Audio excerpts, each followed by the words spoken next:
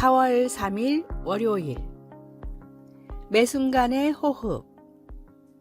모든 근육을 약화시키는 희귀한 자가 면역 질환에 걸려 거의 죽을 뻔했던 티운이라는 사람이 있었습니다. 그는 숨을 쉴 수 있는 것도 하나의 선물이라는 것을 깨달았습니다. 일주일 이상 기계를 사용해서 몇 초 간격으로 그의 폐에 공기를 주입하는 일은 고통스러운 치료 과정이었습니다. 티우는 기적적으로 회복되었습니다. 그는 지금 인생의 여러 가지 어려움에 대해 불평하지 않기로 스스로 다짐합니다. 그는 이렇게 말합니다. 난 그저 심호흡을 한번 하고 그렇게 할 수 있는 것만으로도 하나님께 감사합니다. 자신이 필요로 하고 원하는 것에만 집중하다 보면 때로는 인생에서 가장 작은 것이 가장 큰 기적일 수 있다는 사실을 잊어버리기가 쉽습니다. 에스겔의 환상을 통해 하나님은 선지자에게 하나님만이 마른 뼈들의 생명을 주실 수 있음을 보여주셨습니다. 힘줄과 살과 피부가 생긴 후에도 그 속에 생기는 없었습니다. 그들이 다시 살아날 수 있으려면 하나님께서 그들에게 생기를 불어넣으셔야만 했습니다. 이 환상은 이스라엘을 황폐함에서 회복시키겠다는 하나님의 약속을 보여주었습니다. 또한 하나님께서 호흡을 주시지 않으면 내가 가진 크고 작은 모든 것이 아무 소용이 없다는 사실을 일깨워 줍니다. 오늘 우리 삶의 가장 평범한 복에 대해 하나님께 감사하지 않으시겠습니까? 매일 어려움을 겪는 가운데 가끔은 멈추어 심호흡을 합시다. 말씀, 너희 위에 힘줄을 두고 살을 입히고 가죽으로 덮고 너희 속에 생기를 넣으리니 너희가 살아나리라. 또 내가 여호와인 줄 너희가 알리라 하셨다 하라. 에스겔 37장 6절. 찬송 429장 세상 모든 풍파 너를 흔들어. 기도, 하나님, 저에게 매 순간 호흡을 주셔서 감사합니다. 인생의 가장 작은 것들이 주는 가장 큰 기적들로 인해 감사드립니다.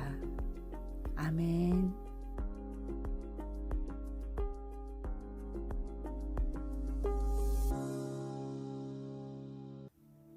4월 4일 화요일. 가장 빠른 방법. 영국의 목회자 윌리엄 로우에게 한 성도가 고민을 털어놨습니다. 신앙생활을 아무리 열심히 해도 삶이 행복하지 않고 만족이 없습니다. 도대체 어떻게 해야 합니까? 로우는 범사에 감사하라 라는 성경 말씀으로 대답을 대신했습니다. 인생에서 행복과 만족을 찾을 수 있는 가장 빠른 길이 무엇이냐고 묻는다면 언제나 이렇게 대답할 것입니다. 내 삶의 모든 일을 하나님께 감사하며 하나님을 찬양하십시오. 뉴욕의 저명한 외과의사 더글라스 박사는 외상을 방지하기 위해서 감사하는 마음을 가지라고 환자들에게 조언합니다. 똑같이 집안일을 해도 오랜 친구를 맞이하기 위해 청소하는 사람은 즐겁게 일하며 오히려 건강해집니다. 그러나 보기 싫은 친척을 맞으려고 억지로 청소를 하면 사소한 일에도 큰 부상을 당하게 됩니다. 대부분의 사람은 한 번쯤은 이런 경험이 있을 것입니다. 감사하는 마음을 갖는다면 모든 일에서 결코 손해를 볼 일이 없습니다. 지금까지의 삶을 잠시만 뒤돌아본다 해도 정말로 주님께 드릴 것은 감사의 마음뿐입니다.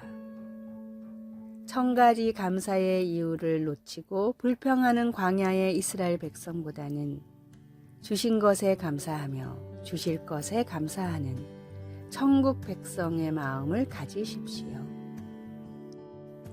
오늘의 말씀.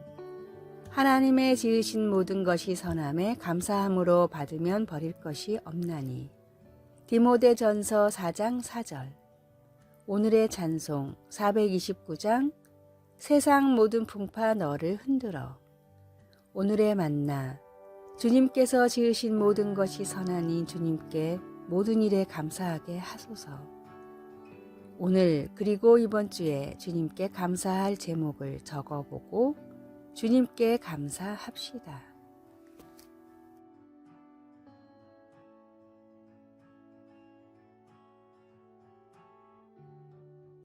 4월 5일 수요일 관심의 편지. 수십 년 전 제리모토 박사는 관심의 편지가 힘이 있다는 것을 발견했습니다. 그의 연구는 이전에 자살을 시도했던 퇴원 환자에게 단순히 관심을 표현하는 편지를 보내는 것만으로도 재발 비율을 절반으로 줄일 수 있다는 것을 보여주었습니다. 최근에 의료 서비스 종사자들은 심각한 우울증의 후속 치료로 관심의 문자 메시지나 엽서, 심지어 소셜미디어로 메시지를 보내는 것도 이런 효과가 있음을 재확인했습니다. 성경 중에 21권의 책은 사실 여러 가지 이유로 어려움을 겪었던 초대 교회 신자들을 보살피기 위해 쓰인 사도들의 편지입니다. 바울과 야고보와 요한은 신앙과 예배의 기본을 설명하고 갈등을 어떻게 풀고 화합을 이룰 수 있는지 설명하기 위해 편지를 썼습니다. 그러나 베드로 사도는 특별히 로마 황제 네로에게 박해를 받고 있던 신자들에게 편지를 썼습니다. 그는 베드로전서 2장 9절에서 그들을 일컬어 하나님이 선택하신 민족이며 왕같은 제사장이며 거룩한 나라요 하나님의 소유가 된 백성이라고 묘사함으로써 그들이 하나님께 본질적인 가치가 있는 존재들임을 상기시켜 주었습니다. 이 말씀은 그들로 하여금 세상에서 그들을 향한 하나님의 위대한 목적, 즉 너희를 어두운 데서 불러내어 그의 기이한 빛에 들어가게 하신 이의 아름다운 덕을 선포하게 하려 하신다는 사실을 바라보게 해주었습니다. 하나님은 우리에게 관심과 돌봄으로 가득 찬 편지인 영감으로 쓰인 성경을 주셨습니다. 이 성경을 통해 우리는 하나님이 우리에게 부여해 주신 하나님의 소유로서의 그 가치를 기록으로 늘 지닐 수 있게 되었습니다. 말씀, 너희는 택하신 족속이요 왕같은 제사장들이요 거룩한 나라요 그의 소유가 된 백성이니 이는 너희를 어두운 데서 불러내어 그의 기이한 빛에 들어가게 하신 이의 아름다운 덕을 선포하게 하려 하심이라. 베드로전서 2장 9절. 찬송 202장 하나님 아버지 주신 책은. 기도. 사랑의 하나님, 성경을 주셔서 감사합니다. 아멘.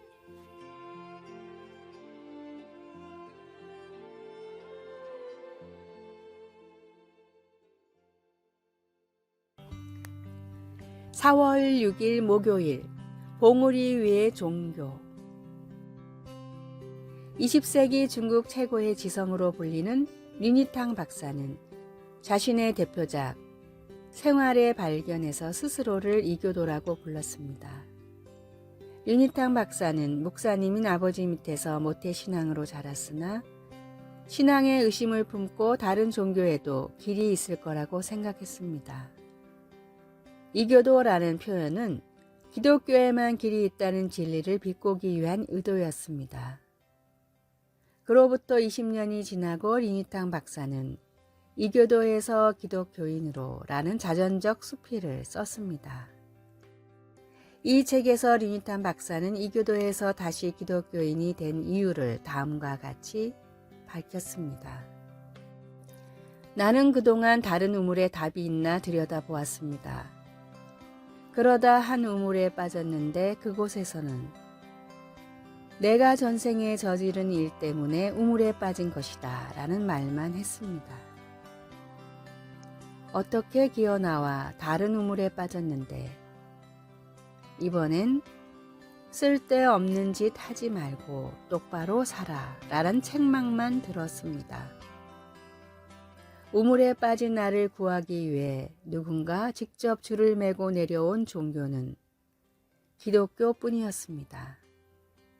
리니탕 박사는 세상의 많은 종교들은 저마다의 높은 봉우리를 가지고 있으나 예수 그리스도만이 모든 봉우리 위에서 빛을 볼 수 있게 한다고 말했습니다. 좋은 종교는 많지만 진리는 하나뿐입니다. 유일한 구원의 방법인 예수 그리스도를 절대 떠나지 마십시오.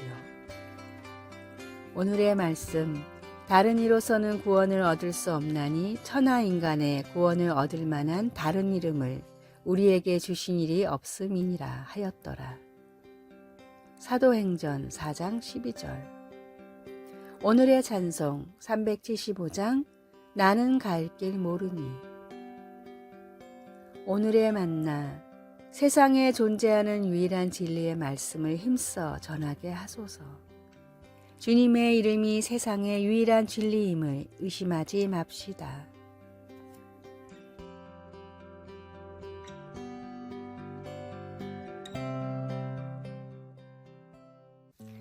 (4월 7일) 금요일.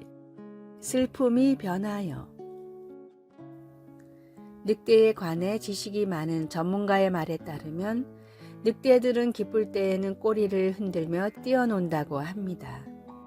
그러다가 무리 중 하나가 죽으면 몇 주 동안 슬퍼하는데 동료가 죽은 곳을 찾아와 꼬리를 늘어뜨리고 슬피 울며 애도를 표한다고 합니다. 애통하는 것은 특히 사랑하는 사람의 죽음이나 소중한 희망이 사라질 때 우리 모두가 경험하는 강한 감정입니다. 막달라 마리아도 그런 슬픔을 겪었습니다. 그녀는 주님을 따르는 무리에 속해 있었고 예수님과 그의 제자들과 더불어 돌아다녔습니다. 그러나 십자가 위에서의 주님의 처절한 죽음은 이제 그들을 산산이 흩어 놓았습니다. 마리아가 할 수 있는 것은 안식일 때문에 하지 못했던 장례를 위해 주님의 몸에 향료를 바르는 것뿐이었습니다. 그러나 마리아가 무덤에 도착하여 생명이 없는 상한 몸이 아니라 살아계신 구주를 보았을 때 그 느낌이 어떠했을지 상상해 보십시오. 마리아는 처음에 자기 앞에 서 있는 사람을 알아보지 못했지만 그분이 자기 이름을 부르는 음성을 듣고 그분이 바로 예수님이라는 것을 알았습니다. 그 순간 슬픔은 기쁨으로 변했습니다. 마리아는 이제 내가 주님을 보았어요 라고 기쁜 소식을 전할 수 있었습니다. 예수님은 어두운 이 세상에 자유와 생명을 전하려고 오셨습니다. 주님의 부활은 그가 시작한 일을 마침내 성취하셨다는 사실을 기리는 의미가 있습니다. 우리도 마리아처럼 주님의 부활을 기뻐하며 주님이 살아계시다는 복된 소식을 전할 수 있습니다. 말씀, 막달라 마리아가 가서 제자들에게 내가 주를 보았다 하고 또 주께서 자기에게 이렇게 말씀하셨다 이르니라. 요한복음 20장 18절. 찬송 293장 주의 사랑 비칠 때에. 기도, 예수님, 주님의 부활과 주님 안에서 누릴 수 있는 새 생명을 기뻐하며 찬양합니다. 아멘.